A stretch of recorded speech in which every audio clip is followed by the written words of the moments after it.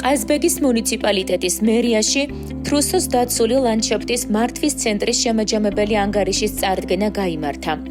ადმინისტრაციის თანამშრომლებმა გასული წლის მიღწევებზე, გამოწვევებსა და სამომავლო გეგმებზე ისაუბრეს. თრუსოს დაცული ლანდშაფტის შექმნისა და მართვის შესახებ კანონი 2021 წელს შევიდა ძალაში. ადმინისტრაციის შექმნის მთავარი მიზანი ხალხური ხუროთმოძღვრების ძეგლებისა და ისტორიულ-კულტურული ლანდშაფტის შენარჩუნებაა.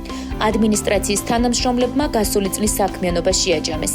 აღნიშნეს, რომ ლანდშაფტის ტერიტორიაზე გაკეთდა პატრულირების მარშრუტი და გეგმა. განხორციელდა სასკოლო პრეზენტაციები, ადგილობრივების ხელშეწყობისათვის შემუშავდა აქტივობები.